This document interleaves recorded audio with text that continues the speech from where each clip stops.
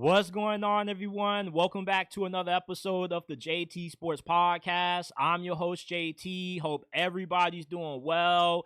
I want to dive into a few stories from the NFL Combine and some draft rumors that have caught my attention. There are several teams that are chomping at the bit to trade up for the first overall pick to select Cam Ward. Meanwhile, Shedeur Sanders' draft stock is tanking. You got an Oregon wide receiver that lost millions at the Combine due to size and poor testing numbers. And this situation made me realize just how truly overrated the NFL Combine is. It seems to only benefit guys who are great athletes that have poor production coming out of college, and it hurts good football players. And there's a few other things I want to give my thoughts on as well concerning the NFL draft. Before we dive into it, do me a favor, real quick, smash that like button. Helps us rank higher in the YouTube search algorithm. Helps us grow. Subscribe if you're new. Turn on post notifications. Check us out on Apple, Spotify, Amazon, wherever you get your podcast from. The JT Sports Podcast is available. The links are down in the pinned comment and description down below. And let's dive into it. There are several teams that are picking in the top 10 of the upcoming NFL draft that are desperate to trade up with the Tennessee Titans for the number one overall selection so they can pick Miami quarterback Cam Ward, and it's understandable why. He's the best thing that happened to Miami football in 2 decades. This is a guy that went from being a no-star recruit out of high school coming out of a wing T offense to a potential first overall pick in the draft. Everywhere Cam Ward went, not only did he produce, but he also won. He was the FCS Player of the Year when he started out his career at Incarnate Ward. He was the FCS Player of the Year. Then he transfers to Washington State. He takes a step up in competition, and he balls out there despite not having a lot of NFL talent around him. And yet, his touchdown numbers increased. His turnover numbers declined. And then he caps off his college career year 5 at the University of Miami, where he shatters all of the Canes' single-season passing records. Cam Ward, what his best trait is that makes him so special is his creativity. He can turn negative plays into great plays. Do you remember when Miami played Virginia Tech last year and they got that controversial win? One of the big plays that helped Miami win that game was when Cam Ward was about to get sacked, nobody was open, and instead of just giving up on the play, he ends up getting a little bit reckless with the ball. He ends up tossing it with both hands to a receiver that was nearby, and it results in a spectacular play. That play alone is what makes Cam Ward so special. His arm strength, his velocity, just his creativity inside of the pocket to extend plays, to improvise. My comp for Cam Ward is prime Tony Romo. Both of these guys weren't incredibly athletic or fast, but they had enough athleticism where they could improvise, extend plays, run around. They had a gunslinger mentality. They both were pretty reckless with the ball. Tony Romo, his recklessness costed the Cowboys a couple of big-time games throughout his career. And for Cam Ward, his recklessness at the end of that Georgia Tech game cost Miami. But overall, with their gunslinger mentality and their playing style, with how they were somewhat like magicians, with how they could just wiggle out the sacks and make guys miss, I really feel like Cam Ward is really similar to Tony Romo in terms of their playing style, their arm strength. And I don't compare Cam Ward to Tony Romo to be disrespectful. I feel like Tony Romo was extremely underappreciated throughout his career. Hell, prime Tony Romo was better than prime Dak Prescott. I don't think any of us should debate that. And if you are a team that is looking for somebody who can truly change the culture of your franchise, Cam Ward is the guy. You just don't go from only having one offer out of high school to being the first pick of the draft without having special characteristics about you to help you get to that point. This is truly one of the rare rags to riches stories that you see in the NFL draft. Over the last couple of years, you normally see guys who are coming from some of the best schools in America that were highly touted coming out of high school, or at least they were a 3-star recruit. You don't often see a guy have to kind of come up in college that Cam Ward has. Another reason to be incredibly optimistic about how Cam Ward's going to translate at the next level is that he was a 5-year starter. He has tons of games under his belt. He has a lot of experience. We saw guys like Bo Nix, Michael Penix, Jaden Daniels last year hit the ground running their first season in the league due to how much time they spent playing college football. Being older doesn't necessarily always mean it's a negative. I'd rather have a quarterback that has started several years than have a quarterback that only started a year or two that's fairly raw. Cam Ward is ready to start day one regardless of who drafts him. You really can't go wrong if you are the Tennessee Titans taking Cam Ward number 1 overall. His arm strength, the velocity, just with how he can make all of these impossible throws from all of these different arm angles from different kinds of platforms is incredibly rare. And there's been some concerns about maybe he'll be too much of a backyard football kind of quarterback where he won't be able to play within structure. There were several times during Miami's 2024 campaign where Cam Ward did a really good job of maneuvering in the pocket, doing a good job of filling pressure. He does have to get better at reading defenses, figuring out, how defenses are trying to disguise their coverages to fool him. But overall, Cam Ward is obviously the best quarterback in this class. And if he would have had the season at Miami this year and would have came out in last year's draft class, just a hypothetical, I still feel like he would have been the first round pick. And I want to remind you, I'm saying if he was at Miami and he had the season last year or the year before that he did this past year, he would have been the first round pick in 2024 as well. Like Cam Ward is one of my favorite Miami players of all time. Am I a little bit biased? You could say that. But Cam Ward truly made last season special for me as a Miami fan. That was one of my best years ever as a fan of this program. They haven't really given me a lot to be optimistic about, but Cam Ward did. In only 1 year, he shattered all of Miami's single-season passing records. That shows you how good this guy is. Everywhere he's been, he's only gotten better. And at the NFL level, I expect him to become a great player. And if your favorite team needs a quarterback, you should be hoping that they do whatever it takes to trade up for that first overall pick to get him. And if you're a Titans fan, you should be pleading with your favorite squad that they don't give up that first round pick because, man, Tennessee could be in a really bad position passing up on Cam Ward. Franchise quarterbacks just don't grow on trees. Shedeur Sanders rubbed a few teams the wrong way at his combine interviews. There was a quarterback coach for a team picking in the top 7 that allegedly said that he was bashful, he wasn't that humble. And the thing about Shedeur Sanders' draft stock falling is that this only improves his chances at succeeding at the next level. I'm going to be honest with you.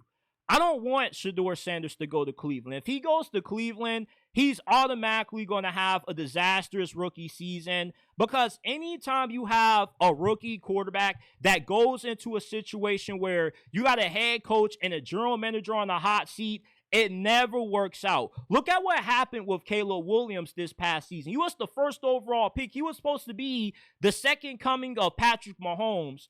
And Matt Eberflus got fired midway through the season after Thanksgiving.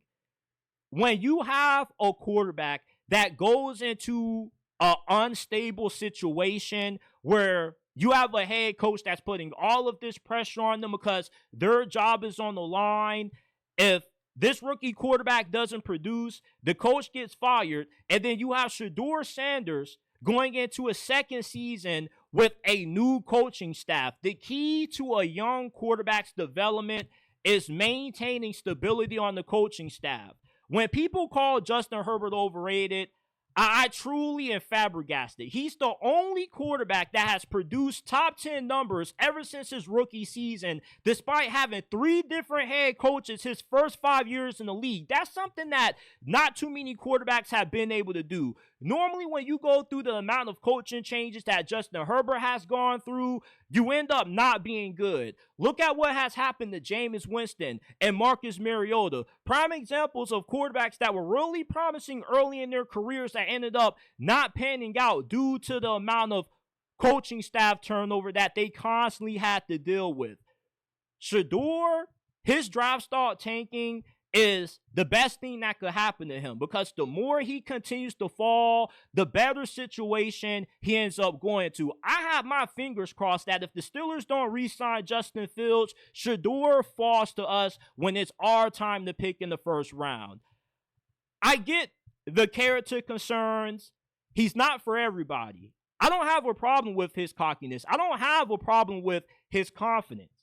But when he does talk, he does come off a little bit, you know, a little bit full of himself.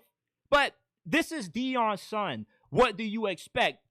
I really don't get how these teams go into an interview with the son of one of the most egotistical athletes ever and expected his son not to be somewhat of the same way. You know, I love everything about Shedeur Sanders' personality. I love the competitiveness. I love the cockiness. I want my quarterback to have 110% confidence in his ability that he can turn around any program. He can turn around any franchise. Everywhere Sheduer has went, he's left that program better than what it was before he got there. Before he got to Jackson State, unless you were a diehard fan of the SWAC or you were alumni of that university, you didn't know where the hell Jackson State was. And if that even was a football team for real, when I heard Deion took the Jackson State job, I was like, what? Jackson State? Where's that at? What's the name? Huh? And then he transfers and follows his pops from Jackson State to Colorado, and he turns that program around as well. He ends up being top 5 in Heisman voting and one of the best quarterbacks in college football over his past 2 seasons in Boulder. I'm really confident that Sheduer is going to work out. He understands what it takes to be a successful player in the NFL because he grew up around it. He watched his dad put in the work, and he knew the commitment that it took for his dad to become one of the greatest players in NFL history. There's a reason why Tom Brady is the mentor for Shedeur Sanders. And I feel like Sheduer purposely is somewhat tanking his draft stock intentionally so he can fall to the Raiders at 6. With a coach like Pete Carroll and a creative offensive mind like Chip Kelly, and with the amount of cap space that the Raiders have to spend, you know, Shedeur Sanders could instantly have a fantastic rookie season and can get that franchise to the playoffs. If he goes to the Steelers, though, which I'm hoping happens, you know, I feel really confident he could thrive under Mike Tomlin. Mike Tomlin is the ultimate players coach. He always gets the most out of everybody that he has at quarterback. If you can win 9-10 games, make it to the playoffs with Mitch Trubisky, Mason Rudolph, Kenny Pickett, Justin Fields, and Russell Wilson, you can definitely make it to the playoffs with a Shedeur Sanders. Any team that gets Shedeur Sanders is getting one of the biggest steals in the draft if his draft stock truly does end up tanking and he ends up falling a little bit. If he falls out of the first round and you get him in round 2, that's a huge steal. Remember, Lamar Jackson got drafted the final pick of the first round years ago, and he was a stud. Remember what happened with Jalen Carter? His draft stock fell despite him being the best player in that class due to the character concerns and the off-the-field incident that he got himself into. Just because your draft stock falls doesn't mean it's a negative. It could always be a positive. The more you continue to fall, the better situation you end up landing in. A lot of these teams that are picking in the top 5, the top 10 this year, they've been picking in the top 5, top 10 in the draft for the last couple of seasons for a reason. And as somebody that really loves Shedeur Sanders and wants him to succeed, I hope his draft stock falls a little bit so he can go to the best situation possible that gives him the best opportunity to maximize his talent and to have a successful career. He's under more pressure than any other quarterback that has entered this league has been under, due to the name that's on the back of his jersey, the expectations, the pressure, the media attention that comes with that Sanders last name. Shedeur's built for this. He's been training for this moment all his life, and I don't think we're going to see him get to the NFL and just completely fall off and become a bust. At worst, I feel Sheduer ends up being a top 15 quarterback. He ends up being like a Kirk Cousins or a Dak Prescott. If he ends up reaching his ceiling, though, you could have the chocolate-covered version of Joe Burrow.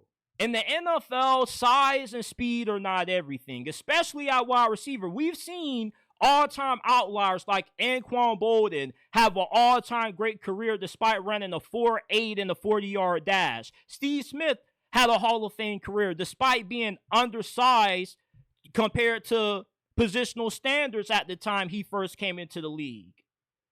And this year at the Combine, we saw the wrong kind of outlier. Tez Johnson, wide receiver prospect out of Oregon that I really like a lot. He profiles a lot like Tank Dell. But the Combine was not friendly to him. He weighed in at 154 pounds at 5'10", and I was like, oh no. Oh my goodness. You can't be the lightest player in NFL history and then end up following that up with a 4.5 540 and a 4.5 140 as well. If you are going to be that light, you got to be a speed demon. You at least got to run 4.31. The only player in the league right now that compares similarly to Tez Johnson from a size standpoint is Kevontae Turpin, the wide receiver and kick returner for the Dallas Cowboys. He's undersized, and he also is 153 pounds, 154 pounds, but yet he ran a 4.31 at the NFL Combine a few years ago. He's one of the fastest players in the league. That's why he's been an all-pro selection as a special teamer, and that's how he's been able to get on the field. He's been really explosive at generating big plays when he has played on offense for the Cowboys at receiver. Tez Johnson, speed is not really a huge part of his game. He's more of somebody that's more agile, more quick than he is fast.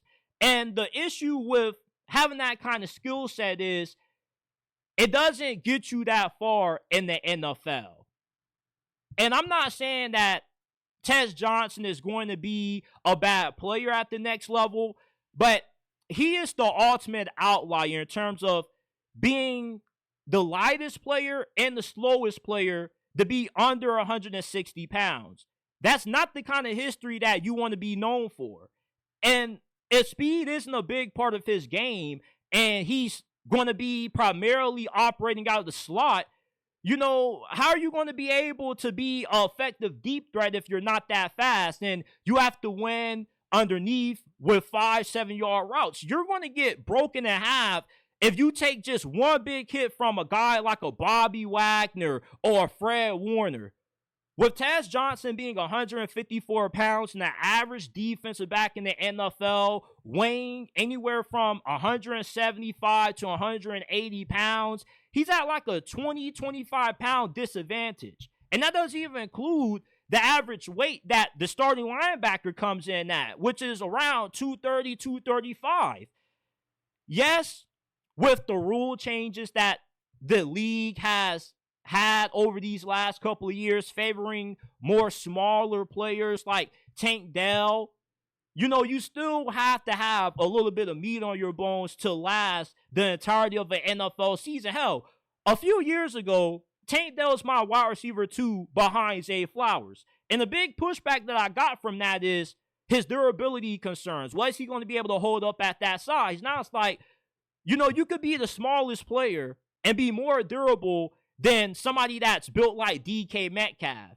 And yet, the people who were the proponents of Tank Dell, who were concerned about his durability, they somewhat were proven right. Because his 2 years in the league, he's had 2 straight season-ending injuries. Now, the injuries were a little bit fluky. They were like freak injuries. His fibula got broke on the goal line when he was blocking. And then what are the odds that your offensive coordinator calls a play with a bad route combination with your fellow teammate crashing in and breaking your leg? Those were freak injuries, but the durability concerns still held true.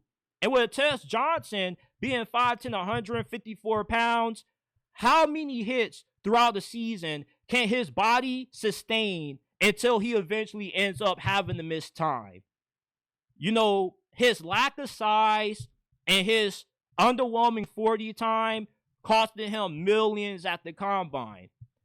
The average contract for a mid-round selection, anywhere between rounds 2 to probably round 4, you're getting around $1 million a year on average. But once you become a day 3 pick, you're getting less than $1 million. Brock Purdy has been one of the biggest values or one of the greatest values at quarterback in recent memory because the 49ers are getting top 12 or better quarterback play out of a guy who's the cheapest top 12 quarterback in the league, which allows you to have so much flexibility. But for a guy like Tez Johnson, though, I expected him to be a second, third round pick. And for him to be this light and to run as slow as what he did, there's a chance that maybe he goes undrafted. Now, I doubt that because the good thing is about all of this, there's a 99.9% chance he ends up landing with the Denver Broncos. Why is this important? Why does Tez Johnson landing with the Denver Broncos after a poor combine performance help his chances of having a successful NFL career? Bo Nix is his brother. Not his blood brother, but, Tez Johnson used to live with Bo Nix. And they have a great relationship.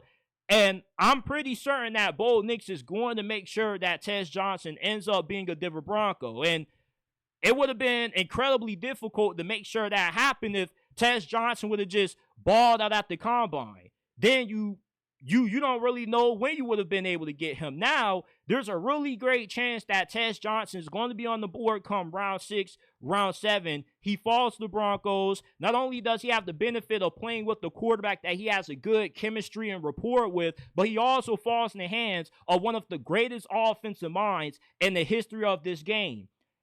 If you're going to be an all-time outlier at your position, you have to go to an all-time offensive-minded coach that can find a way to put you in the right situation to maximize your skill set. What Tez Johnson does well is he's an incredible route runner. He is really precise with his cuts. He's pretty good after the catch. He has a good amount of wiggle to break out of tackles. I don't know how many tackles can he break out at the NFL level of guys being bigger, faster, and stronger, taking better pursuit angles, but I'm not writing off Tez Johnson just because he had a poor combine performance. This only helps him because now it's pretty much a guarantee that he's going to be a Denver Bronco, and going to the Broncos was the best thing that could happen for Tez Johnson. And for this to take place, he needed to have a poor combine performance because he would have balled out 9 times out of 10. The Broncos probably don't know where they end up drafting him at. Maybe somebody ends up taking him before they expect him to get drafted. So I feel like Tez Johnson's combine performance was all part of God's plan, and I still believe he can be a productive receiver at the next level. Could he be like a Pro Bowler or All-Pro? I don't know about that, but he can definitely be somebody that can come in and be a good rotational receiver for you. I do like his skill set. Hopefully he can add a little bit more weight on his bones. It's crazy to me how a guy like Tez Johnson can go to one of the best programs in America in terms of resources, where you're getting good nutritionists, you got a good diet, you got a good strength and conditioning program, and yet you're only 154 pounds. You would think with everything that Oregon football has, he could have at least been 160. If he was 160 pounds, 163 pounds, I wouldn't have been tripping on the 40 time. But you can't be this light and be this slow. But his pro day is only a few weeks away. He has time to beef up a little bit, improve this 40 time, and to help his draft stock out. But I'm hoping that he goes to the Broncos. I feel that's the best place for him, and that's really where he needs to be. With Bo Nix, with Sean Payton. Hell, if I was him at the combine, I'm telling other teams, hell, if you're worried about my 40, don't draft me. I want to be a Denver Bronco anyway. If I'm going to end up being a day 3 selection at this point, just let me fall to the Broncos. Let me play with my bro. Should the Raiders draft Jalen Milroe if he's available between rounds 2 and 4? He's one of the most athletically gifted quarterbacks ever. He's like the modern version of Cordell Stewart. He was a 2-year starter at Alabama, and for the first half of last season, not only did he play like the front runner for the Heisman Trophy, but he also looked like he was a sure lock for the first round. But then, once you got to the second half of the Georgia game, he just didn't look the same, and his play dropped off tremendously after.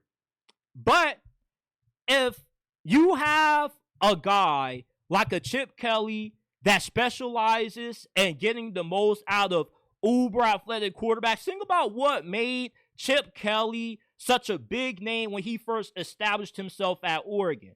You know, it was an offense that was fun to watch because of how explosive the run game was, not just because of the running back play, but the athletic quarterback play that Chip Kelly always had. Marcus Mariota, you know, some of the most athletic quarterbacks in the history of college football have played for Chip Kelly. If there ever was an offensive coordinator who could find a way to build an offense around the skill set of Jalen Milroe with how gifted of a runner he is, because if he doesn't work out at quarterback, I definitely would try him out and Taysom Hill role. You can line him up in a bevy of different positions, tight end, running back, in the slot. This guy is a real animal when he gets the ball in his hands and he decides to take off. He's the equivalent to a running back. He's really big. He's built like a middle linebacker. He knows how to make you miss with elusiveness, but he also can run you over as well. And what made Jalen Milroe, before he dropped off during the second half of last season, a draftable option in the first round, was due to how accurate he was at throwing the deep ball. Now, his deep ball accuracy was a lot better in 2023 than what it was in 2024.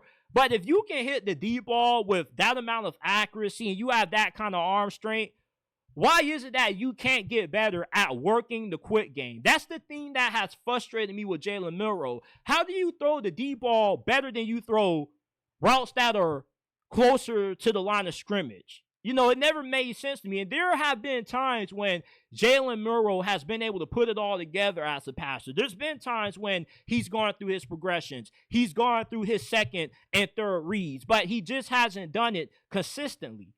And if he's not operating out of a clean pocket and you get a lot of pressure on him, you rush his decision making, he ends up being a quarterback that only can rely on his athletic ability to win games. At the next level, he has to be able to win with his mind. He has to be able to win from within the pocket somewhat. He doesn't need to be an elite pocket passer or elite thrower of the football to have a successful career. We saw Cordell Stewart be a Pro Bowler, make it to the postseason with the Pittsburgh Steelers, despite not being that good of a thrower. You know, they say it's a passing league, but you could have an elite rushing attack with Jalen Milroe.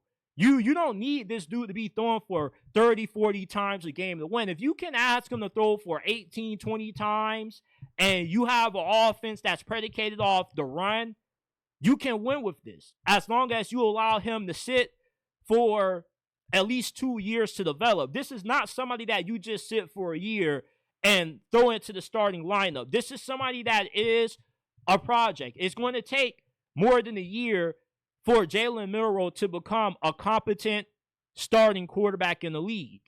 But I don't think it's impossible to develop a quarterback. Hell, the Green Bay Packers have done it 3 times. If you can develop Brett Favre, Aaron Rodgers, and Jordan Love, then, I mean, there are teams out there that can develop Jalen Milroe, and the Raiders definitely are one of them. I mean, at this point, if you can't come away with any of the top quarterbacks in free agency, or even if you do, let's say you do sign a Sam Darnold or Russell Wilson or Aaron Rodgers in free agency, if you're signing somebody that you don't know just how much good play you're going to get out of them at the quarterback position, why not kick the tires on a guy like Jalen Milroe? And if he doesn't work out, it's not like he can't be an asset for you with this athletic ability. There's just so many different creative ways that Chip Kelly can get Jalen Milroe involved. I would love for the Raiders to draft him. He doesn't need to be a first-round pick. That would be a reach. But if he's there round 2 or round 3 or 4, go ahead, kick the tires. If you don't really have a long-term option at quarterback, the NFL draft is extremely random. Jalen Milroe isn't like Lamar. He's not the passer that Lamar was coming out of Louisville.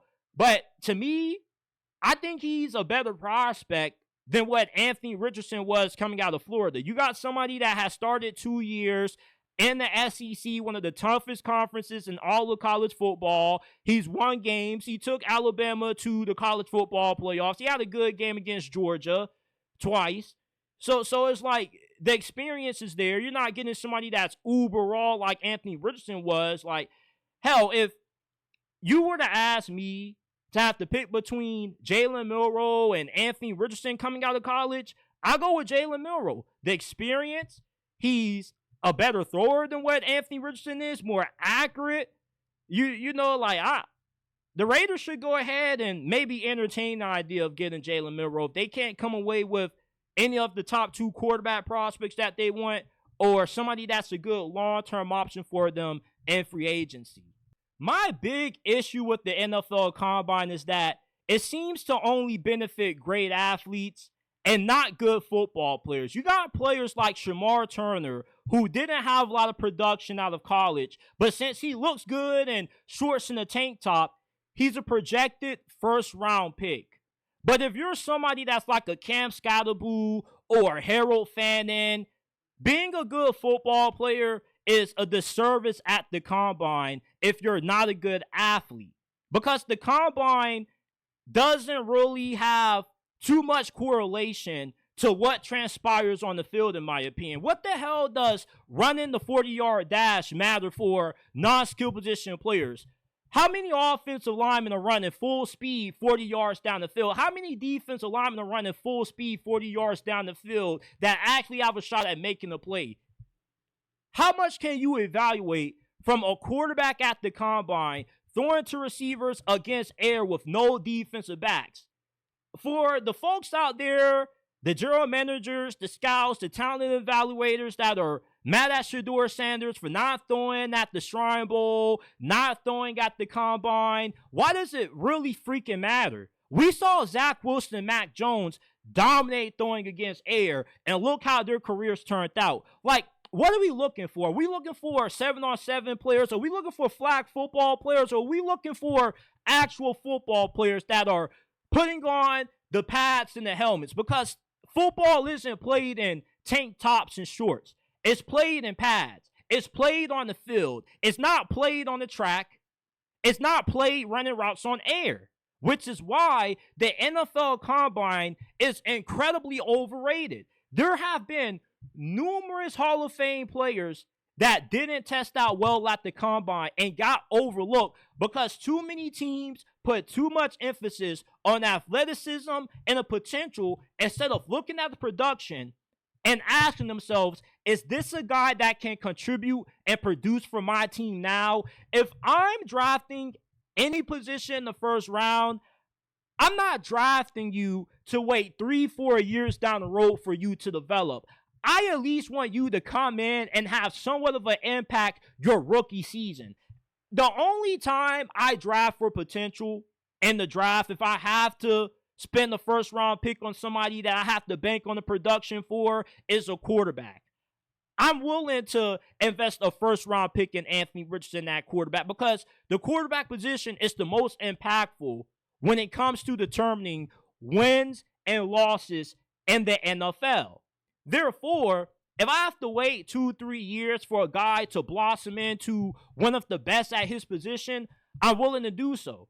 I'm not willing to do that for an edge rusher or a corner or a wide receiver. These are positions that should be instant impact, especially when it comes to receiver and corner. There are not too many receivers and cornerbacks that end up having great careers after struggling their first 2 seasons. It doesn't happen that often. The majority of times, the best receivers from their respective draft classes hit the ground up and running from day one, like Jay Jettas, CeeDee Lamb, Jamar Chase, defensive linemen like Jalen Carter. Prime example, I remember when, I don't know if it was last year or the year before, the Raiders used a top 10 pick on Tyree Wilson. And Tyree Wilson is like, he's not a bust, but he hasn't turned into the player that the Raiders were hoping for him to turn into yet. And there's a possibility that maybe he never turns into that player. You know, the Jaguars drafted Trayvon Walker first overall over Aiden Hutchinson, and Aiden Hutchinson has been the better player by a landslide. Drafting off potential because of great combine numbers, I think, is a huge reason why a lot of general managers and head coaches lose their job. Yes, in the NFL, you want to have freak athletes. You know, when you got guys like Myles Garrett and defensive linemen that are like 300, 330 pounds, running 4'8", 4'7", you got to be a 1%er. You know, the NFL is home to some of the greatest athletes on earth. So you got to be somewhat of an athletic freak. And if you're not, you got to be really fundamentally and technically sound at your position. That's the only way you're going to survive if you're not a great athlete. But if you're a great athlete, but you're not the most technically sound, if you never develop that aspect of your game, you're never going to be successful at the next level. But if you're somebody that's not a great athlete, but you're good at the other things that it takes to be dominant at your position, you can still have a successful NFL career. I don't believe athleticism in the NFL is the end-all, be-all. I value your technique and your fundamentals more than I value your athletic traits. Yeah, athleticism does matter to a certain extent. You don't want to have a team of just average athletes out there. You want to have the best of the best. The goal is to find the 1%ers. But I'm not willing to take potential over somebody that I know is going to come in and be an impactful player for me year one. So the combine to me is more for great athletes and not for good football players. It hurt me to see Harold Fannin struggle at the combine and his draft stock get tainted because he was never a player that dominated off athleticism. He dominated because of how fundamentally sound he was, how good of a route runner he was, how much of a mismatch he is with his size and when you put him out wide. You know, a guy like a Cam Scottaboo didn't want to run because maybe he knew he wasn't going to clock in the fastest 40 time and it was only going to hurt his stock. But yet, we've seen Cam Scottaboo on the field. We know he's a dog. Just because you don't test well at the combine doesn't mean that you can't end up having a good career. We've seen guys like Richard Sherman end up not being that good when it came to testing at the combine and still became all-time greats. The majority of the best players that ever play in the NFL weren't always these freakish athletes, which is why the combine, to me, I watch it, but, you know, I'm kind of just watching it as just background noise. You know, I'm glancing at it every once in a while, but it's like, to me, I value what you've done on tape and your production more than I'm valuing how well you look running in shorts and tank tops. Ashton Jeanty isn't the only generational running back in this draft class. The gap between him and Omarion Hampton is not as big as you think. And it shouldn't surprise anybody if both Ashton Jeanty and Omarion Hampton end up getting drafted in the first round this year. This is widely considered to be a weak draft class in terms of high-end superstar level talent. There's probably only around 15, 16 players this year that are truly worth a first-round pick. So therefore, when you have a draft class this weak, positional value doesn't really matter. Once you get past the top 15, 16 players, then you're looking for guys that can come in and be instant contributors for you. And Omarion Hampton is one of those guys that can come in and be a Pro Bowler right out the gate. I feel Omarion Hampton is one of the 20 best players in this draft class. He's one of the few players that, when you look at what he has done on film, you know this dude is going to have a productive career. Omarion Hampton, to me, is a generational running back, just like Ashton Jeanty is. Now, I'm not saying that he's better than Ashton Jeanty, but these are two generational backs. This reminds me when we saw both Jahmyr Gibbs and Bijan Robinson get drafted in the first round a few years ago. There's an obvious gap between these two running backs and the rest of this class. What makes Omarion Hampton a generational running back is that, first, this dude is a damn war tank. It's terrifying how quickly he can reach top-end speed at 6 foot, 221 pounds. It's insane for him to have this level of explosiveness, burst, and acceleration. Every time he touches the ball, somebody's getting effed up out there. This guy leaves a lot of wreckage, a lot of carnage on the field after every snap he gets the ball. I mean, I don't even watch Omarion Hampton film anymore to scout him. I watch Omarion Hampton film because he's just freaking fun to watch. I love starting my mornings off watching Omarion Hampton maul guys to the ground. He's stiff-arming guys. He's trucking guys. He's like a more juiced-up version of Marshawn Lynch. You need a damn army to bring this guy down. He's not going down with just 1 or 2 guys coming at them. You need at least 3, 4 guys around Omarion Hampton to bring him down. This is a damn monster truck disguised as a human being. Have you guys ever seen that train movie called Unstoppable with Denzel Washington?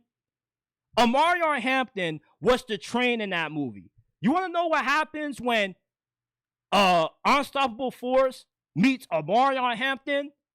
You get battery rammed. Omarion Hampton, with his incredible strength, his contact balance, his vision, his rare agility for his size, like, this guy can really move. Now, of course, he's not moving like Ashton Jeanty. You know, he's not sticking and moving like that.